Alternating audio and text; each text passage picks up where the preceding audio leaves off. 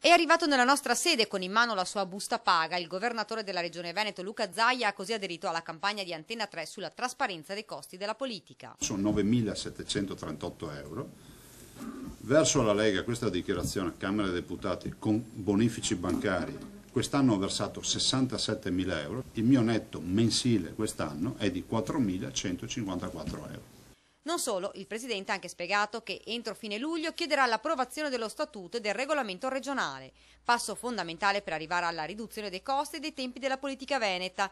Un anno fa abbiamo depositato Statuto e regolamento. Magari per il cittadino giustamente magari può anche significare poco, ma Statuto e regolamento significa lotta ai costi, sprechi, numeri e soprattutto ricordiamo l'efficienza. Ci mostra il suo cedolino anche Gianluca Forcolin, parlamentare della Lega Nord, nonché sindaco di Musile di Piave. Ammonta a 5.086 euro e non ho nessun problema nel mostrarla perché questa è recentissima, e a questa si somma appunto una diaria mensile, sempre del mese di giugno, di 3.554 euro. Poi tiene a precisare: dobbiamo anche aggiungere a questo che io, anche in qualità di sindaco del comune di Musile di Piave, ho per la mia veste appunto di sindaco rinunciato, come ormai faccio dal 2008, da quando sono deputato, alla mia indennità di sindaco, per cui assolutamente non costo un euro al mio comune. Per diminuire la spesa complessiva, secondo Forcolin, dovrebbe essere rivisto il numero dei parlamentari, mantenendo l'attuale livello retributivo.